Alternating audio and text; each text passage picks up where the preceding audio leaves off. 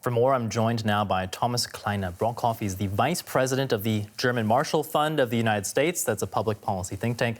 First of all, thank you so much for coming in. We just heard some of those statements from Chancellor Merkel and from Secretary of State Mike Pompeo. How surprised were you at what seemed to be a rather conciliatory tone? Things haven't been going so well between the two countries lately.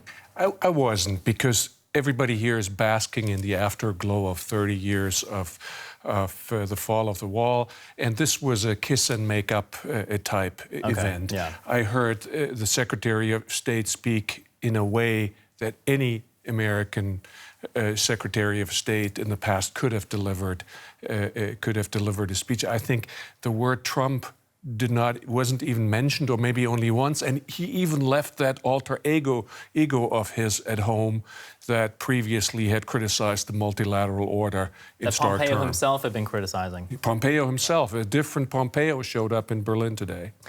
Let's talk more, though, about that relationship between Germany and the U.S. As you mentioned, the word Trump may not have come up, but the president has been speaking about, in particular, NATO since he took office. I just want you to listen to a clip. This was from last summer's NATO summit in Brussels, Trump blasting a planned gas pipeline between Russia and Germany. Take a listen. I've been complaining about this from the time I got in. It should have never been allowed to have happened. But Germany is totally controlled by Russia. And of course, that surrounded by his own NATO allies there. That's just one example.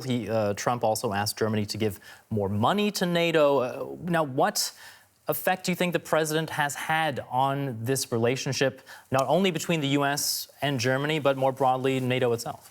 Well, if Germany is controlled by Russia, I would wonder what the president is controlled by. But the effect of all of that hammering piling onto Germany, as I see it, has had a profound effect on the public.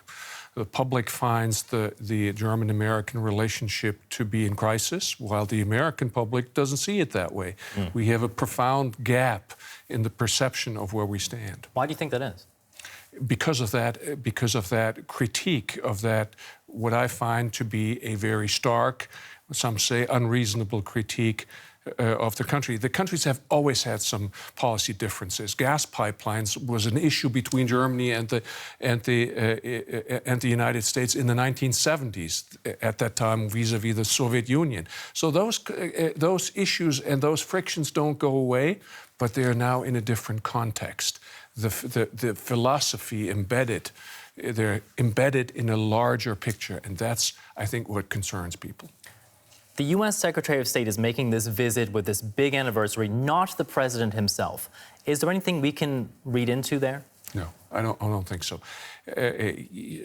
He said he will be coming to Germany, so I don't think you can read anything into it. I'm happy that he's here, and I'm satisfied that there was such a kiss and make up session. This is how it should be. I'm just not convinced. I just hope Mr. Trump hears about it as well.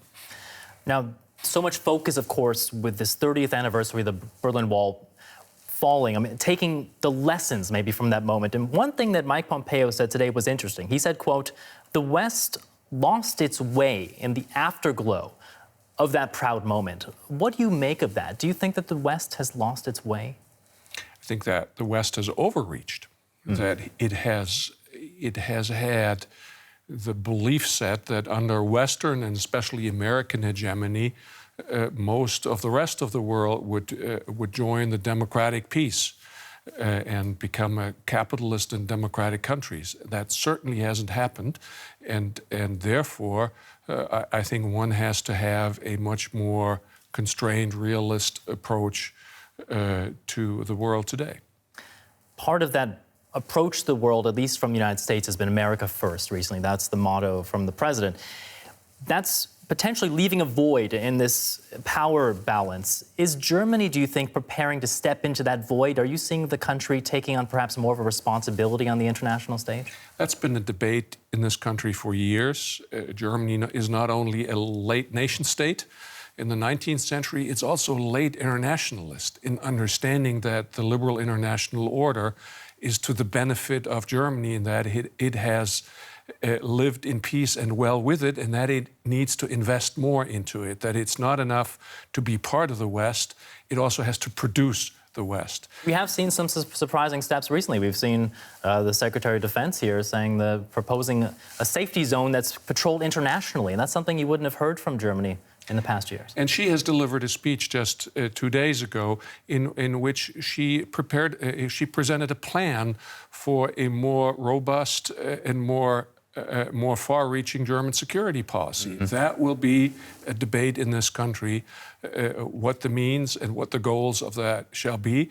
And it is an unusual step for a defense minister to take such a broad and bold view.